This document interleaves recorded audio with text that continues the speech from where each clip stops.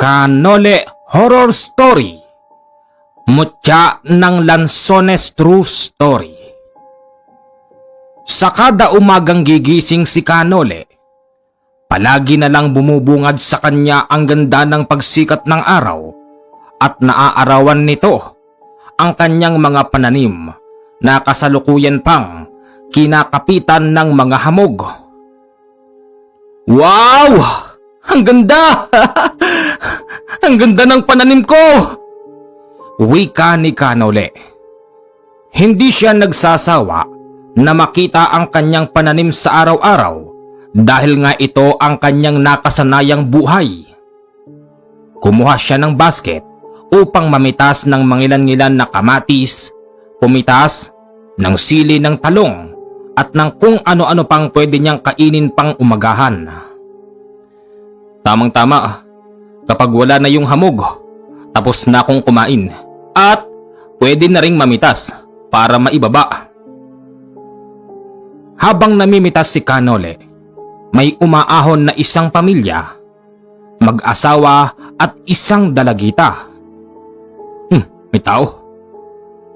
Magandang araw po. Anong may paglilingkod ko sa inyo? Tanong dito ni Canole sa kanila. Magandang umaga. Dito ho ba nakatira yung manggagamot? Wika nung lalaki. Opo. Ako lang naman po yung nag-iisang nanggagamot dito. Tuloy po kayo. Unang tingin pa lamang ni Canole sa dalagitang kanilang kasama, tila ba merong nangyayaring kakaiba. Kaya't pagpasok nila sa bahay, nagulat yung nanay at tatay ng dalagita nang bigla na lamang itong napasigaw. At ang kanilang pinagtataka, hindi ito boses ng kanilang anak, bagkos ay parabang boses ito ng isang matandang bruha.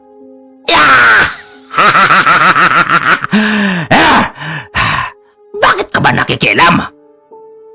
Ano? Anong nakikialam? Hindi pa kita inaano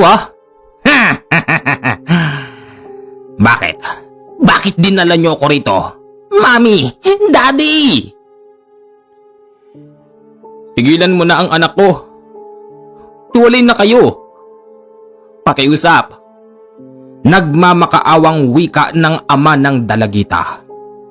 Hindi pa man tinatawag kasi ni Canole yung gumugulo sa dalagita, pero agad itong nasaktan dahil nga sa dami ng pangontra sa bahay ni Canole ng mga oras na yon.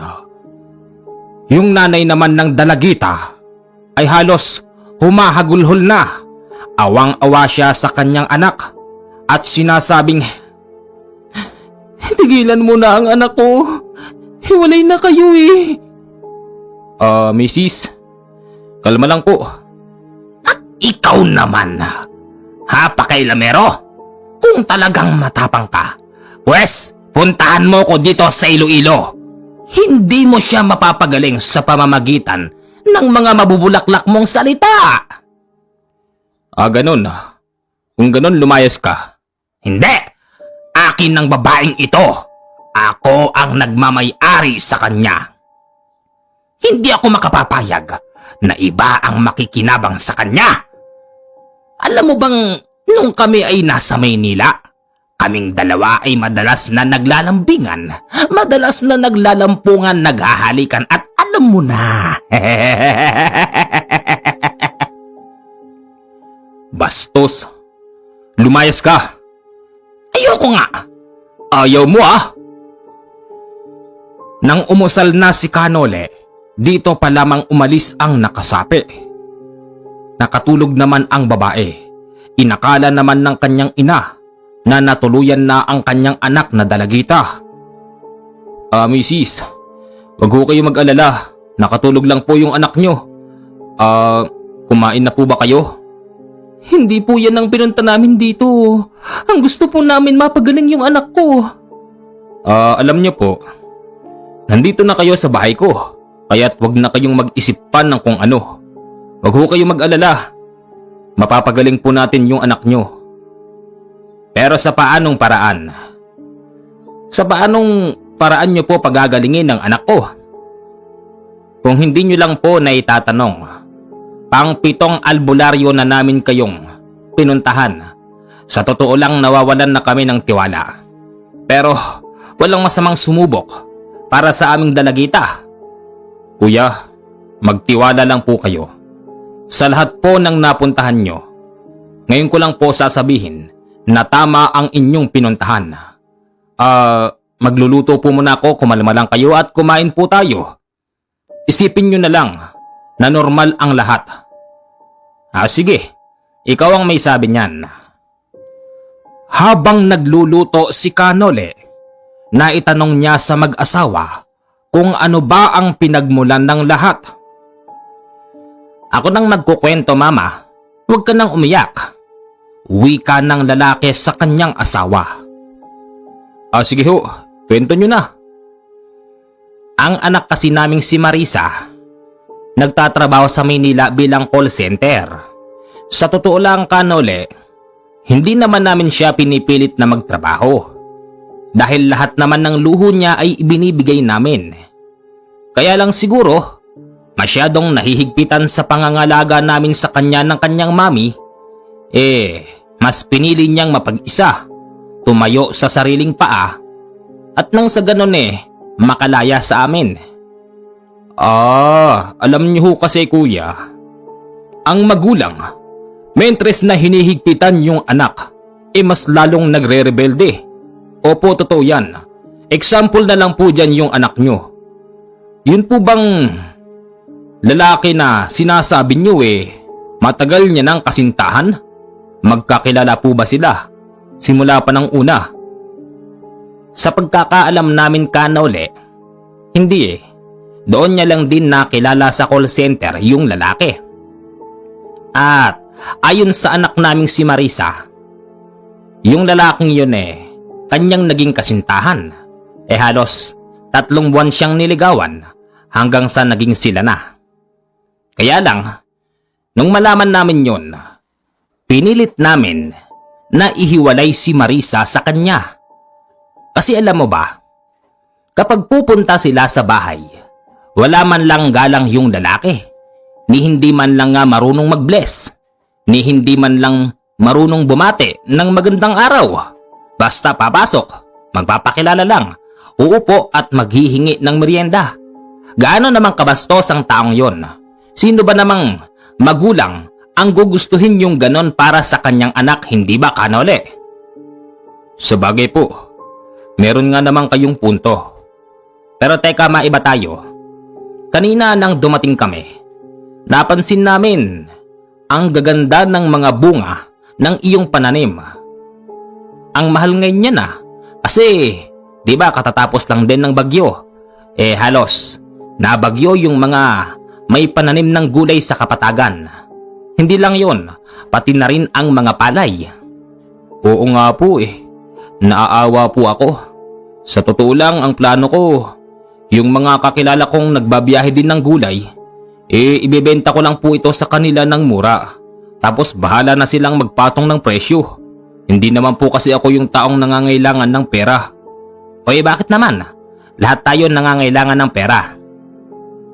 Ang ibig ko pong sabihin, hindi po katulad ng iba na ganyan, sinasamantala na yung panahon, nagpapayaman, tapos alam niyo yung sinasabing nagpupundar ng kung ano-ano?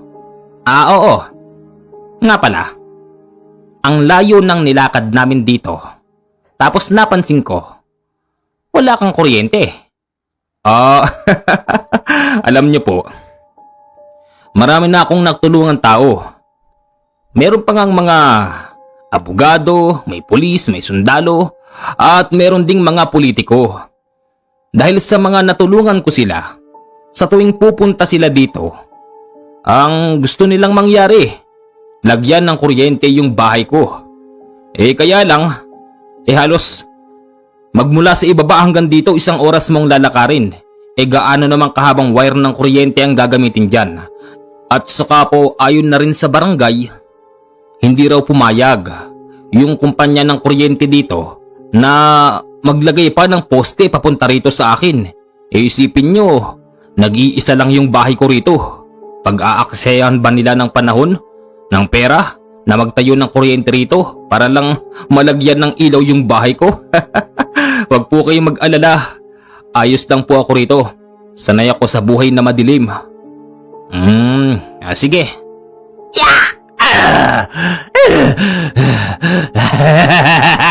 Nakabalik na naman ako. Ikaw na naman? Sadyang makulit yung tatay at nanay mo, no? Ha! Wala rito ang tatay at nanay ko. Layas, lumayas ka dahil kung hindi, aalis na ako. Kaya lang naman ako muling bumalik para hamunin ka. Kung talagang matapang ka, pupuntahan mo ko dito sa Iloilo. Hinding-hindi mo mapapagaling ang babaeng ito kung hindi mo ko mapapatay. Ganon. Iloilo Sige, lumayas ka na. Ayon sa pamilya ng babae, ang lalaki ay tubong Iloilo. Dito ito naninirahan sa pangangalaga ng kanyang amang mangkukulam. Napag-alaman din nila yon bandang huli dahil sa meron nga silang pera. Nagawa nilang ipasurvey ang bahay ng lalaki at maraming nagsasabi na ang pamilya ng lalaking yon ay lahing mangkukulam. Magaling ang taktika ng sumasaping mangkukulam kapag alam na nito na magpapakawala na si Kanole ng kanyang kakayanan. Bigla-bigla na lamang itong nawawala. Hindi po natin siya mapapatay o matatanggal sa buhay ng anak nyo. Ngayon, isa lang po ang paraan. Pupuntahan ko siya sa Iloilo. Pakisulat na nga lang po rito yung tamang lokasyon ng taong yun. Pero, sigurado ho kayo? Napakalayo ng Iloilo. Huwag ho kayong mag-alala. Meron po akong kaibigan doon. Sa Barotac ba? Barotac? Oo. Taga Barotac nga yung lalaking yan. Sino namang kakilala mo doon, Kanole? Nandun si paring Elmer. Doon na lang ako tutuloy. Elmer? Hindi ko yata kilala yon. Hindi na po importante yun. Pakisulat na lang po. Sige. Matapos isulat ng lalaki ang tamang lokasyon, alam ito ni Kanole. Tapos nag-iwan ng kaunting pera yung lalaki upang magamit ni Kanole papunta roon. Malugod naman niya itong tinanggap at ang dalagita ay binigyan niya ng pangontra upang sa ganon hindi na makabalik ang mangkukulam na kanyang ex-boyfriend. Sa totoo lang, halos wala namang iniiwang sakit sa kanya yung ex-boyfriend niya. Ang ginagawa lang kasi nun, may araw na bigla na lamang iiyak yung dalagita, tapos kukuha ng kutsilyo at sasaksakin ang kanyang magulang. Tapos bigla raw yun magsasalita na galit ito sa kanila at sinasabi pa na dapat na raw silang mawala. Nalaman lang nila na yung ex-boyfriend pala ni Marisa ang sumasapi nang minsan silang pumunta sa albularyo dahil nahuli ito. Kaya lang, nang dahil sa malakas ang nakasapi kay Marisa, ultimong ang albularyo ay nagawa niyang patayin sa pamamagitan lamang ng matindi nitong usal. Mabuti na lamang at nalaman yon ni Kanole nang dahil dito kanyang mapapaghandaan ang lakas ng ex-boyfriend ni Marisa. Kinabukasan, hindi siya nagsayang ng oras. Madali siyang nagpunta ng Iloilo. Pagdating naman ng hapon ay narating na niya yung bahay ng kanyang kumparing si Elmer. Tao po! Paring Elmer! Tao po! Tila ba walang tao doon at kapag merong dadaan, napapatingin na lang ito sa kanya. Tao po! Wala yatang tao. Pero hindi ako nagkakamali. Ito yung bahay nila. Sa mga oras na yon, tunay ngang nagkamali si Kanole dahil ang lumabas sa bahay ay isang lalaking pamilyar sa kanya yung boses. Sino kayo? Anong ginagawa nyo rito? Dito ba yung bahay ni Elmer? Elmer Versosa? Walang Elmer dito. Teka, parang kilala ko yung boses mo. Nang sabihin yon ni Kanole, madaling tumalikod yung lalaki at pumasok sa loob. Teka sandali, nagtatanong pa ako eh. Lumabas naman yung lalaki, tapos may dala na itong samurai na kalawangin. Hindi naman tatakbo si Kanole sa mga ganong klase ng senaryo dahil meron siyang pangtapat pagdating doon. Lumayas ka na. Hindi rito yung hinahanap mo. Saka na tayo magkita. Wika ng lalaki. May lumapit kay Kanole na isang matandang lalaki na naglalakad sa daan. May hawak itong plastic at may laman na mangilan-ngilan na sardinas at Lucky Me. Nagtagalog yon at sinabing, Hindi ho dyan ang bahay ni Elmer. Doon ho sa dulo. Lumipat na ho sila at naibenta na ho ang bahay na yan. Halika na iho at ihahatid kita. Salamat ho, Lolo. Ngayon alam ko na kung sino ka. May araw ka din. At aantayin ko yung araw na yon. Iho, halika na. Oho, Lolo. Bakit ba kasi hinahanap mo yung nakatira dyan? Lolo, kaibigan ko po yun. Si Elmer. Si Elmer ay nasa dulo na sila. Doon na sila nakatira at ibinenta na nila yung bahay na yan sa murang halaga. Sa murang halaga? Oo, kasi tinatakot sila nung nakabili. Kung hindi raw sa kanila ibebenta, kukulamin daw ang buong pamilya ni Elmer. Yun!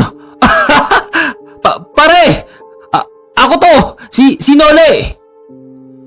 Nang makita ni Kanole si paring Elmer, madali naman itong lumapit at sinabing, O pare, ikaw pala, tatang-inlo. Maraming salamat sa paghahatid sa aking kaibigan.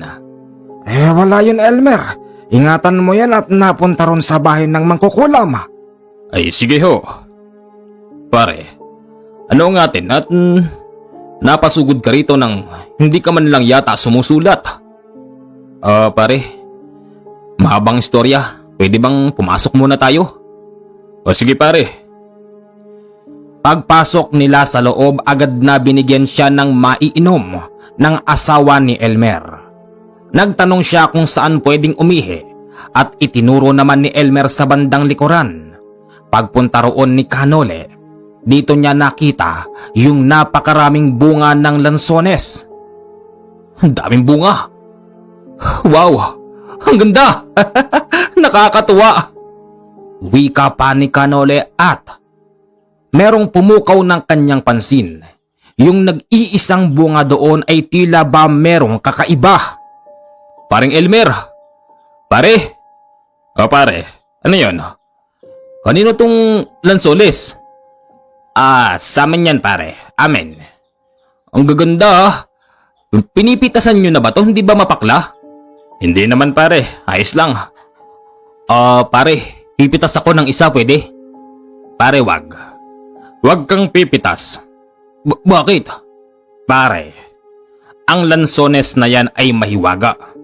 Alam mo bang, sa tuwing panahon ng pagbunga niyan, hindi kami pumipitas at hinahayaan lang namin na mahulog ang lahat ng bunga. Iniingatan din namin yan pagdating sa mga magnanakaw. Bakit pare? Anong meron? Pare, alam mo'y halos gabi-gabi na lang. Hindi kami magkatulog ng aking asawa at ng aking anak. Kasi gabi-gabi, merong kakaibang angil dyan sa taas ng puno ng lansones. Angil? O pare, hindi pa rin namin isinasantabi na baka aswang ang dumadapo dyan at ang pinagtataka lang namin pare kung bakit dumadapo dyan ang aswang. Pero kapag sisilip naman ako dyan sa gabi at iilawang ko, hindi ko naman nakikita yung hinihinalaan naming aswang. Tamang-tama pare yung pagpunta mo dito. Baka sakaling malaman mo ang dahilan kung bakit hindi namin pinipitasan yan. Iniisip namin baka merong lason. Ganun ba pare? Pare, nagugutom ako eh. May pagkain ba tayo? Meron pare, halika pumasok tayo sa loob. Pare, heto na ang pagkain. Salamat. Pare, may tanong ko lang din. Ano bang dahilan ng pagpunta mo rito sa amin? Hindi ka man lang nagpapasabi pare. Gawat pa naman dito sa amin. Walang hanap buhay. Pare. Meron kasi akong pasyente. Yung pasyente ko, pinapasok yung katawan ng mangkukulam pare. Tapos, ang masama pa dun, yung pumapasok sa katawan ng pasyente ko yung kanyang dating kasintahan. Ngayon, ayaw siyang tigilan eh. Mismo nasaksihan ko pare. Pinagmamalaki nun na kanya lang daw ang katawan ng babaeng yun. Tapos ayon sa kwento ng magulang ng babae, hindi naman daw binibigyan ng sakit yung anak nila. Bagkus pare, pumapasok sa loob ng katawan ng babae tapos biglang iiyak yung babae. Tapos kukuha ng kutsilyo. Ilang beses na ngang pinagtangkaang patayin yung nanay at tatay ng pasyente ko. Pero hindi alam yun ng babae. Dahil sa kasalukuyan na yun, sinasapian siya ng dati niyang kasintahan pare. At yun ang dahilan kung bakit ako napunta rito. Ang ibig bang sabihin niyan pare, nandito mismo sa amin ang kumukulam doon sa pasyente mo? Pare, hindi ba una akala ko doon pa rin yung bahay niyo? Pare. Pare, doon ako napunta kanina. Tapos may lumabas na isang lalaking, ewan ko kung kumakain pa ba yun. Ang payat eh. Tapos luwa na yung mata. Ang haba ng buhok na kulot. Hanggang balikat na yata. Tapos nakahubad. Pare, yun yung taong hinahanap ko.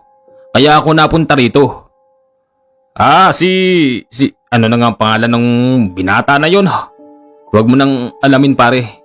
Hindi ako interesado. Totoo naman yung sinabi niya na hindi siya mawawala sa buhay ng pasyente ko kung sakaling hindi ko siya susundan dito sa Iloilo. Ngayon pare, nandito na ako. Re-resolbahin ko ang problemang to. At kung maaari sana pare, kahit ilang araw lang, kahit mga 3 lang, makikituloy lang muna ako pare dito. Kahit ba 1 taon pare, walang problema yon. Sige pare, kumain ka na, naabala na kita. Pagsapit na mismo ng bandang 12:00 ng madaling araw, naalimpungatan si Kanole dahil may kakaibang angil sa likod ng bahay ng kanyang kumpare. Ito na yata yung sinasabi ni pare may angil. Nang sumilip naman si Kanole sa bintana, kitang-kita nito na merong kakaibang taong nakadapo doon. Meron itong pakpak na parabang sa paniki at nakahawak ito sa nag-iisang bunga ng lansones. Kahit nasabihing napakaraming ibang lansones na malapit sa kanya, pero yung kakaibang bunga ang hinahawakan nito at hinihipan-hipan pa. Sabi ko na nga ba, tama rin ako ng hinala. Kukunin ng aswang na yun yung mutya ng lansones. Teka, sandali lang. Nagkunwari si Kanole na hindi siya nakikita at umihi pa siya sa ilalim ng malaking puno ng lansones hanggang sa... May kaagaw. May kaagaw. Oh, sinong nandyan? Anong kaagaw? Umiihi lang ako dito Pabirong wika ni Kanole at pagkukunwari. Akin lang ang mutya. Akin. Ito lang ang makapagpapagaling sa aking anak. Mutya? Anong mutya? Mutya ng barangay?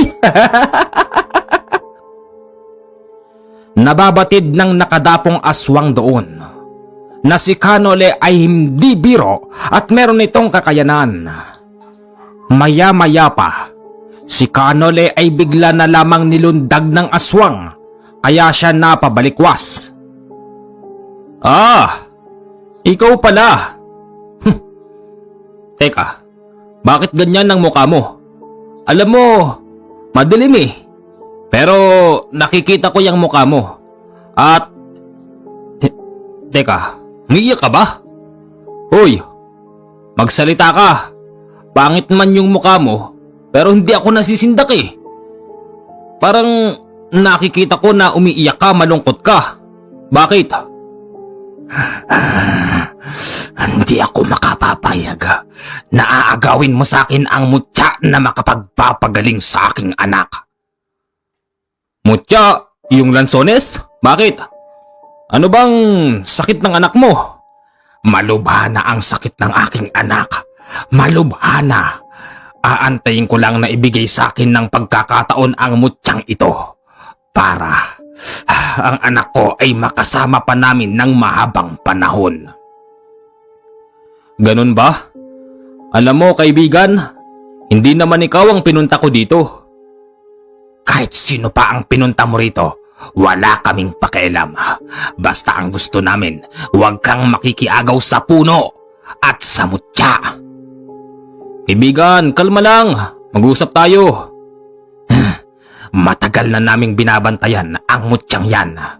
Hindi kami nang-aano ng may-ari ng bahay na nakatira dito. Wala kaming pakialam sa kanila. Kahit na ganito ang lahi namin, nananahimik pa rin kami.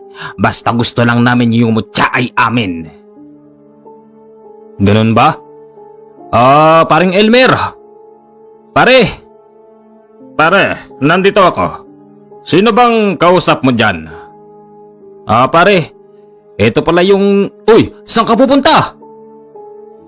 Paglabas noon ni paring Elmer, ay bigla na lamang umalis yung aswang at lumipad.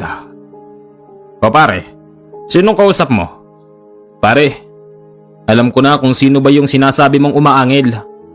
Totoo nga pare, na merong nagbabantay na aswang sa mutya ng lansones at ayon sa kanya, ito lang daw ang tanging paraan para yung anak niya ay mapagaling. Anong ibig mong sabihin pare? Yung lansones na yan nakakapagpagaling ng sakit. Hindi basta lansones pare, dahil itong pananim mo merong nag-iisang mutya na binabantayan ng aswang. Sa sakit? Hindi kaya pare, pwede ito kay inay? Kasi pare, ang dami-dami na naming napuntahan na ospital. Talaga namang yung tuhod ni inay nanginginig. Tapos palagi na lang masakit yung ulo na nilalamig. Kung ganun pare, dapat lang palang bantayan tong mutya ng lansones. Dapat tayong makipag-agawan sa kanila para sa iyong inay. Sige pare, magtitiwala ako sa iyo. Kunin natin ang mutyang sinasabi mo. Sige pare, pero matulog na muna tayo. Hindi pa naman ngayon mahuhulog yung mutya. Sige. Pagsapit ng kinabukasan magang-maga, nagja-jogging si Kanole papunta sa bahay ng kanyang subject nang biglang, "Ikaw na naman? Akala ko umalis ka na." Hindi ako aalis. Hindi ba? Ikaw ang dahilan kung bakit ako napadpad dito sa lugar nyo. Hinamon mo ko Pero binibiro lang kita. Hindi biro sa akin ang ganon. Mahalaga sa akin ang bawat buhay ng tao. At ikaw na rin ang nagsabi na hindi matitigil ang pangungulam sa babae kung hindi kita pupuntahan dito sa inyo. Ito na ako. Ngayon, ilabas mo yung tapang mo. Hindi na malayan ni Kanole na yung matandang umakay sa kanya nang makarating siya doon ay nandoon din naglalakad. Kasalukuyan itong may hawak na plastik na animoy nang galing sa tindahan upang bumili ng makakain. Ay, iho! Ay, halika na! Pasensya na't nagulo ba kayo ng dayo? Nagulo niya kami. Magang-maga. Ay, halika na, iho! Halika na! Baka mapano ka pa dyan yung batang ito Halika na! Hindi ho, Lolo. Hindi ho. Hayaan nyo na lang po ako dito. Nag-uusap lang po kami. Halika na, doon ka muna sa bahay ko, magkape ka muna. Sige na, sige na. Pinagbigyan na lang ni Kanole ang matandang nagpupumilit na humatak sa kanya at dinala ito sa tindahan. Lolo, bakit ba sa tuwing mapapadaan na lang ako doon, lagi niyo akong hinahatak? Pabili nga muna ng kape. Pabili. Ito na ho. Pabili ng kape. Salamat Pagkatapos nun, isinama si Kanole doon sa bahay ng matanda at dito nagkwento ang matanda. Alam mo ang pamilyang yon, pumapatay ng tao yon. Kahit na hindi ka nun hawakan, kaya nun pasukahin yung bituka mo. Kaya nga kapag nakakakita ako ng taong napapatapat sa bahay ng lahing yun agad-agad akong naglalakad. Kinukuha ko ang aking tungkod para kunin yung taong nakatapat doon kasi pag nainis ang pamilyang yon kayang-kaya kang patayin noon. Lolo, maraming salamat po sa malasakit. Walang anuman. Alam mo iho, ang pamilyang yan kinatatakutan dito. Meron ding aswang dito sa amin pero alam mo bang takot ang mga aswang sa pamilyang yan. Eto, magkape ka muna iho. Salamat ho. Lolo, gaano ba talaga kalakas yung mga mangkukulam na yan? Kagaya ng sinabi ko kanina, kahit na hindi ka hawakan ng mga yan kayang pasukahin niya ng bituka mo. Marami na silang nabiktimang dayo. Ayaw na ayaw ng mga yan na nakakakita ng bagong mukha dito. Ganun pala. Ano ba talagang sinadya mo rito, iho? Ang sinadya ko po rito, sa totoo lang, sila din. Kaya nga po ako napunta rito dahil meron akong pasyente na babae tapos yung pamilyang yan ang gumugulo. Pasyente? Manggagamot ka ba, iho? Oho, Lolo. Isa ho akong albularyo. Ay, kaya pala. Kaya pala hindi ka natatakot sa kanila. Hindi naman po sila dapat nakatakutan. Tao lang din ang mga yan. Kumakain ng kanin at ng ulam. Ganon ba? Kaya palang tapang-tapang mo, iho. Mag-iingat ka sa kanila. Lalo na yung tatay niyan. Masama ang ugali noon. Buti nga't yung anak lang ang nakita mo. Hayaan niyo po. Sa palagay ko, dapat nang putuli ng pangil ng mga yan. Sana nga. Alam mo, tumanda na ako dito Ngayon lang ako natakot ng ganyan. Kasi yung lupang tinitirhan nila kala Elmer yan. Tinakot lang nila si Elmer kaya ibinenta sa kanila sa napakababang halaga. Sige ho, Lolo.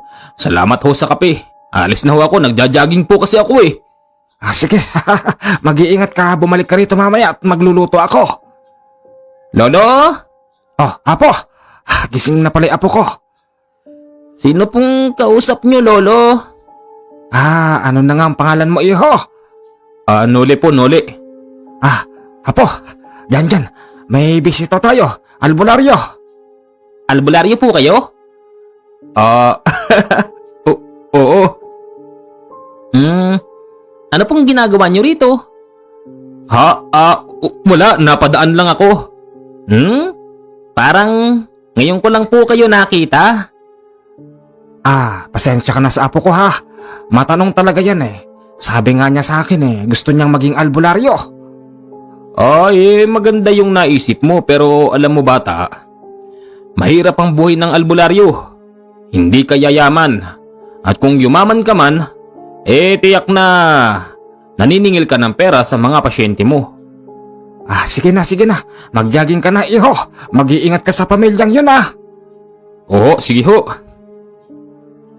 Nang sikat na ang araw, bumalik na si Kanole at muli niyang tinapatan yung bahay ng mga mangkukulam. Sa harap ng kanilang bahay ay merong isang magandang lilim na mula sa punong mangga.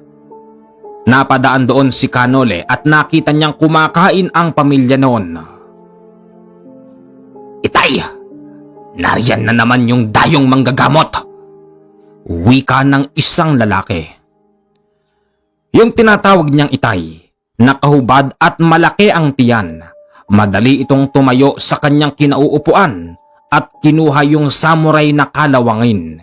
Lumapit ito kay Kanole at sinabing, "Sino ka ba? Bakit ba ang tapang-tapang mong pumunta dito? Hindi mo ba alam na galit kami sa mga albularyo?" "Magalit na ho kayo kung gusto nyo. Wala naman akong pakialam eh." "Ah, ganon? O sige, mamayang gabi ka sa amin." "Bakit mamayang gabi pa?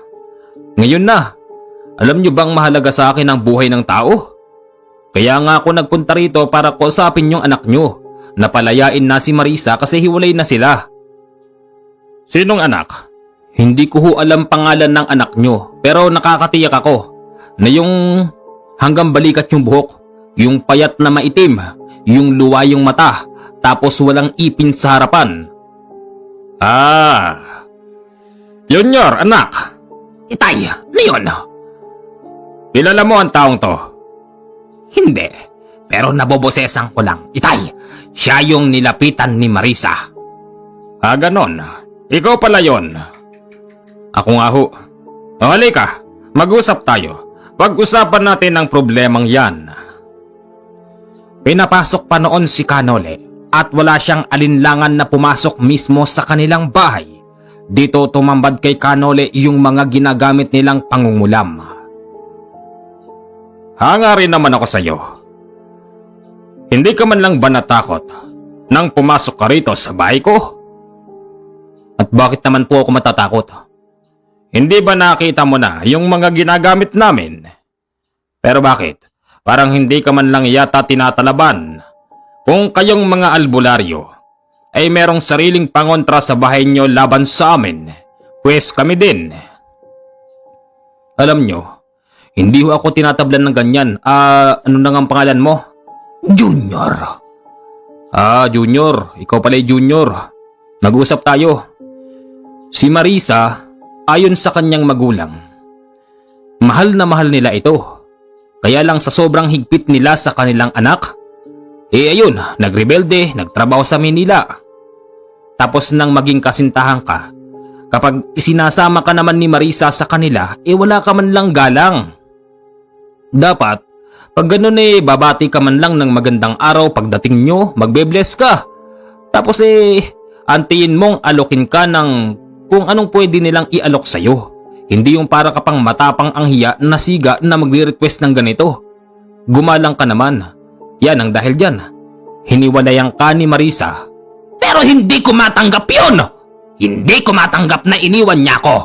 Bilang ganti, papasok ako sa katawan ni Marisa at papatayin ko ang mag-asawang yon. At pagkatapos nun, pwede nang maging kami uli ni Marisa. Hindi mo ba alam? Ako lang naman ang nakauna sa kanya. Hindi ko naman tinatanong. Kagaya ng sinabi ko nang nakasapi ka sa kanya, bastos ka. Teka sandali. Ayaw kong nagaganyanan kayo dito sa pamamahay ko, Dayo. Pwede ho bang pagsabihan nyo man lang yung anak nyo?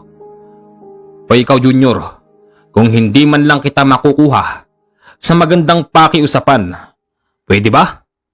Tumigil ka na lang? Kasi kapag hindi ka tumigil, sa harapan ng tatay mo, titigpasin ko yung katawan mo. Ah, ganon! Ang tapang mo talaga. Nandito ka sa harapan ng bahay namin, ikaw pa naggagaganyan? Teka nga, teka sandali, nasa na ba yung samurai ko? Muling inilabas ng tatay ni Junior yung kanyang samurai. Hindi nasindak si Kanole nang hatawin siya nito. Agad na naisarangga ni Kanole yung nahawakan niyang garapon na nakalagay sa kanyang balikat.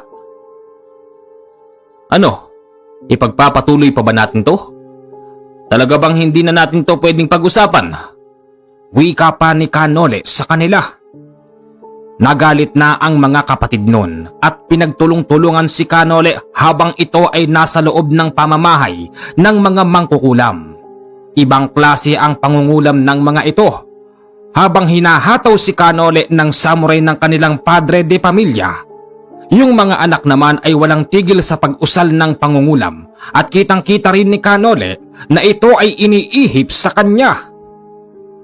Walang talab yan, kahit anong gawin nyo. Wika sa kanila ni Kanole at nagulat sila sa sumunod na nangyari dahil ang kanilang mga usal ay binasag ni Kanole sa pamamagitan lamang ng pag-usal ng ilang pirasong buhay na salita. Bumagsak ang mga magkakapatid at nagulat dito yung kanilang ama. Mga anak ko, imposible! Walang imposible. Wala naman kayong kwenta para sa akin eh. Kaya nga nakikiusap pa ako sa inyo na pag-usapan natin to ng maayos. Hindi yung ganyan. Alam nyo bang kagaganyan nyo eh. Maaari na kayong sabay-sabay na mamatay. Tampalasang kang dayo ka. Utod ka ng katapangan. At paanong hindi ako magiging matapang? Kung saan ako nakatungtong, naroroon ang gumagabay sa akin. Ganon. Muli na namang pinaghahataw si Kanole ng kalawanging samurai ng lalaki. Hanggang sa gumanti na si Kanole, nilabas niya ang kanyang kalawanging itak din. Nang masarangga niya yung paghataw ng lalaki, bigla niya itong sinakal. Sa taba at laki ng katawan ng lalaki ay nagulat siya mismo dahil naiangat niya yung lalaki at ibinalibag sa labas. Nung mga oras na yon ay marami ng mga nakikiisyoso, maging ang kanyang kumparing Elmer ay naroroon. Sumusugod ito habang merong dalang itak. Tigilan niyo yung kumpare ko! Tigilan niyo! Wika nito sa kanila. Huwag kang makikialam, Elmer! Gulo namin to ng dayo! Sabi naman ng lalaki. Pare, diyan ka lang. Diyan ka lang. Nagtataka ang mga tao doon dahil iba daw ang tapang ni Kanole upang sumugod sa kanila. Siya lang din daw ang nag-iisang tao na matapang na pumasok mismo sa bahay ng mga mangkukulam. Habang sila'y nag-aaway, yung mga anak naman nun ay hirap na hirap sa paggapang mula sa loob ng kanilang bahay habang ito ay papalabas. Mga anak, wag na kayong lumabas. Ako nang bahala dito. Nang dahil sa dumadami na ang tao, meron na ding nakapagsumbong sa barangay. Pumunta naman doon ang barangay pero hanggang doon lamang sila sa bakod, lalo na nang malaman nila na ang pamilya ng mangkukulam ang nakikipag-away. Tanging sigaw na lamang ang ginagawa ng mga taga-barangay. Pilit na pinapaalis doon si Kanole dahil nga iba ang kayang gawin ng pamilyang yon. Wag ho kayo mag-alala. Akong bahala sa sarili ko. Wika ni Kanole sa kanila. Sobrang tapang ng tatay nila dahil matapang itong pinagmumumura ang mga tao doon habang hinahataw niya ng kanyang samurai si Kanole. Puro lihis na lang ang ginagawa nito hanggang sa sinabi niyang, "Tama na! Alam mo pag napatay mo ako makukulong ka. Kukulamin ko ang manghuhuli sa akin na pulis." Ganun. Sa palagay mo pag nakakulong ka na, madadala mo pa yung mga gamit mo pangulam? Hindi ko kailangan yun. Sa pamamagitan lamang ng tingin at ihip kaya kong pumatay ng tao. Ganun. Siguro marami ka ng biktima, no? Oo, madami na. Hindi ko na mabilang pa. Kung ganun, wala na palang tamang pagkakataon para buhayin ka pa. Bibigyan pa kita ng ikalawang pagkakataon, sige pala. Ayokong mapahiya ka. Doon tayo sa likod. Parang Elmer, diyan na lang kayo. Huwag kayong susunod. Sa pagkakataon na ito tutuluyan na kita. Pumayag naman ang lalaking mataba. Pumunta sila sa likuran at nang madaanan ni Kanole yung isa sa anak nun ay nakasilip pa sa bintana, madali niyang sinarado yung bintana upang tamaan yung muka ng lalaking nakasilip doon. Nandito na tayo, Dayo. Siguraduhin mo lang na kaya mo kong patayin. Kagaya ng sinabi ko, hindi na kita pagbibigyan pa ng pagkakataon. Muling sumugod ang lalaki pero hindi siya nakagalaw nang malapit na siya kay Kanole dahil inusal na naman ni Kanole ang pinaka-specialty nito na usal. Maraming kayang pahintuin yun, hindi lang ang mga katulad niyang mga mangkukulam. Hinawakan ni Kanole Yung mismong samurai ng lalaki na parabang hindi na makagalaw at parabang isa lamang itong estatwa hanggang sa maya-maya pa itinutok sa kanya ni Kanole yung sarili niyang samurai. Alam mo bang pagka binaon ko to sa tiyan mo, yang laki ng tiyan mo matatanggal yung hangin. Siguro punong-puno ng kaluluwa yan ano. Di, nagbibiro lang naman ako. Maya-maya pa ay natigilan na lamang si Kanole nang may pumasok na mga otoridad. Itigil mo yan. Wika sa kanya nun. Sir, hindi ko sa inano. Nagtataka rin ang mga otoridad dahil ang kaharap ni Kanole ay hindi makagalaw. Para ba itong estatwang naninigas? Ano nangyari sa'yo? Hoy, ano nangyari sa'yo? Tanong sa kanya ng pulis. Pero hindi ito makasigaw at hindi siya makagalaw. Anong ginawa mo sa taong to? Ewan ko sir. Wala naman akong ginawa sa kanya eh. Uy! Nang tapakin ito ni Kanole ay bigla na lamang siyang nabuwal. Pagkatapos nun ay nakapagsalita na siya. Dito inamin ni Kanole ang totoong pakay niya sa pamilyang yon.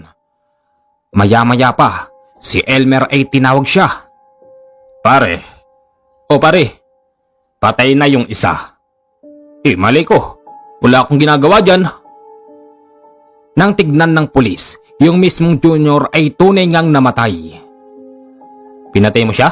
Hindi ho sir. Tignan nyo kahit pa i-autopsy nyo, wala akong ginawa dyan. Pero ang totoo nun, nang magpakawala si Kanole habang siya ay nasa loob ng pamamahay ng mga mangkukulam, pinuruhan niya mismo yung Junior na gumugulo sa kanyang pasyente. Nang dahil doon, hindi naman yun lalabas sa autopsy. Napawalang sala si Kanole. Ngayon ang susunod niyang misyon ay ang pagkuha ng mutya ng lansones upang ito ay magamit sa nanay ng kanyang kumparing may sakit. Pare, alam mo talagang nahihiwagaan ako sa buhay mo. Ano ba talagang klaseng tao ka pare? Saan mo ba nakuha ang ganyang klase ng kakayanan? Alam mo bang ikaw lang ang nag-iisang matapang na bumangga sa pamilyang yan? Pare, wag na nating ungkatin yung mga bagay na yan. Mag-focus na lang tayo ron sa mutya ng lansones para makuha natin yan. Wala namang masama diba? Malay natin, tunay ngang mapagaling ang nanay mo. Sige pare, ikaw bahala. Pagsapit ng alas 12 sa kaparehas na gabi, ayan na naman ang angil. Na tila ba gigil na makuha ang mutya ng lansones. Umihi na naman si Kanole sa ilalim ng malaking punong lansones at nang siya ay tumingala, nakita niya yung nagbabagang mata ng aswang na nakasabit doon. Ikaw na naman?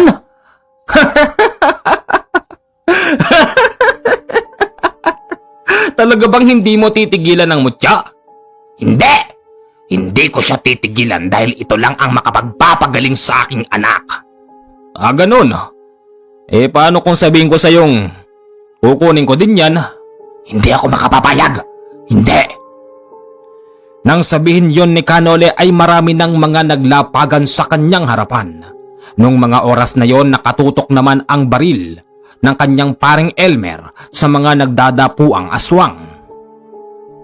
Tunay nga palang maraming aswang dito sa amin sa Iloilo. Akala ko'y sabi-sabi lang ito ng mga matatanda. Ngayon akin nang napatunayan, kaya't may karapatan ako na bariling kayo at palayasin dito sa aking nasasakupan. Pare, wag. Wag pare. Bakit pare? Wala ba akong karapatan na gawin yun? Meron pare, pero makinig ka muna sa akin. Kausapin muna natin sila.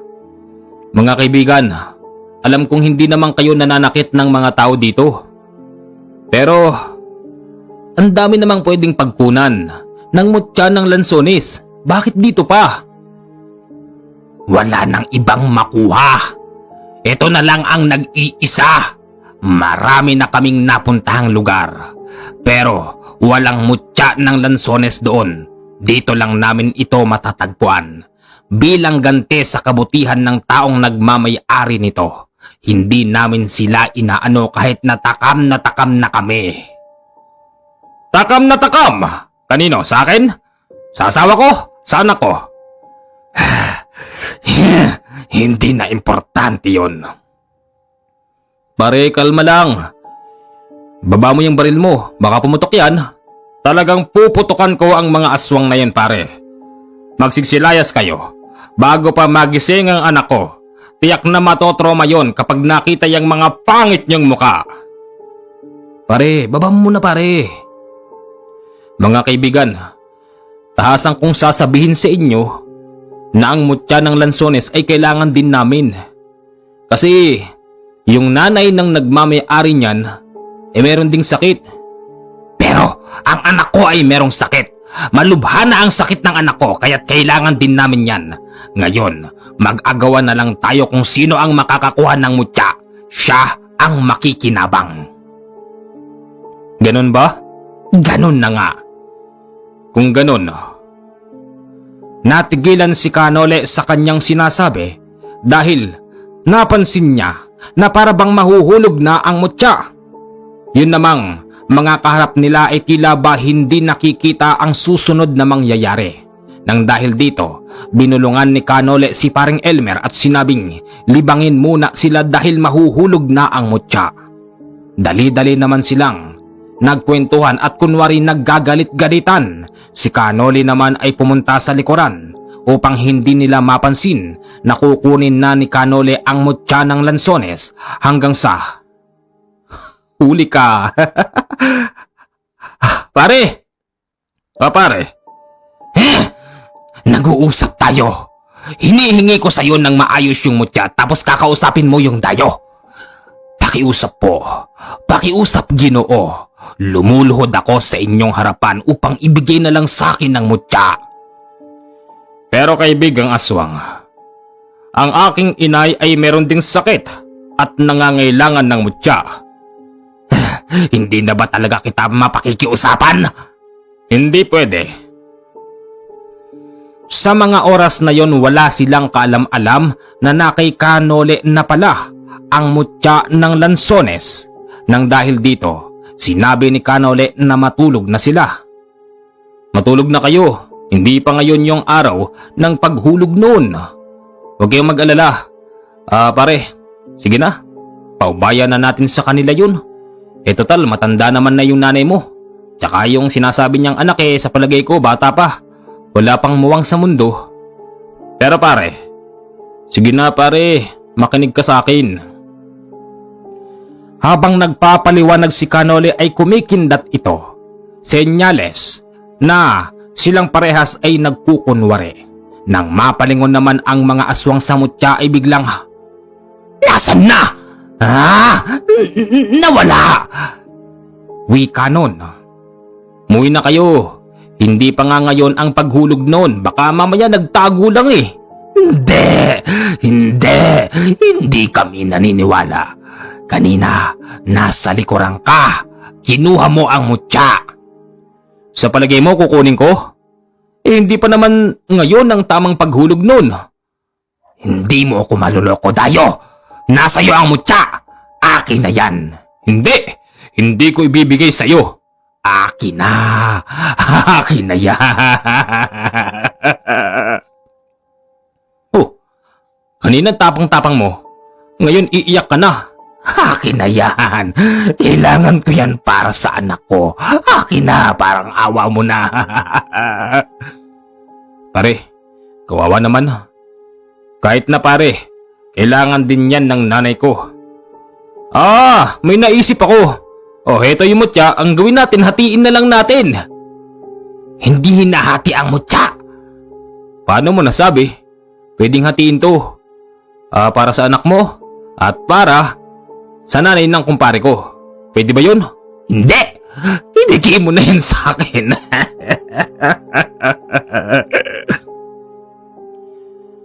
Umiiyak, nagmamakaawa at lumuluhod ang lahat ng mga aswang na nasa kanilang harapan. Hindi tuloy ngayon mapili ni Kanole kung kanino ba ibibigay ang mutya. Nagbibiro lang siya na dapat ay hatiin upang parehas silang makinabang. Maya-maya pa, yung kapatid ni Elmer ay dumating. Tapos yung mga aswang naman ay biglang nagsigsialisan at sinabi ng kapatid ni Elmer, Kuya! Kuya! Bakit? Ba't ka umiiyak? Sinay! Sinay! Bakit? Anong nangyari kay inay? Sabihin mo sa akin! Wala na si inay.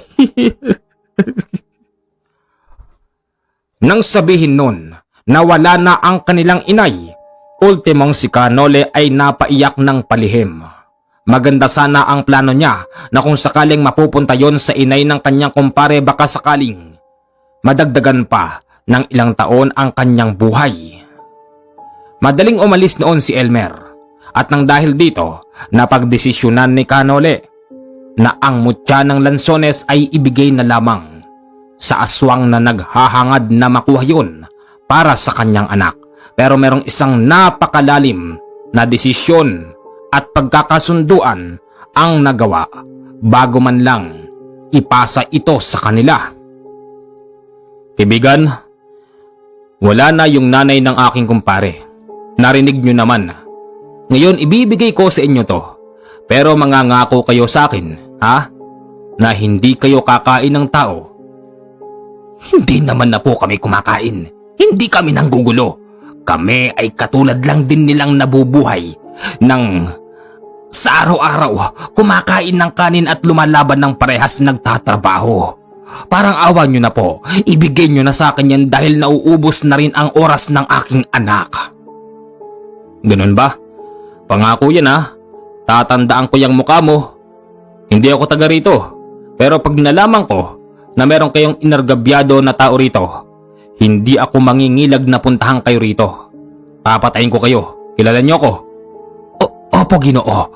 Opo, nangangako po kami. Katulad po ng sinabi ko, ang buhay po namin ay katulad lang din nila. Nagiging ganito lang po kami kapag gabi na pero hindi po kami kumakain ng tao. O sige. O ito kunin mo. Ingatan mo ah. Baka mamaya mahulog mo pa yan.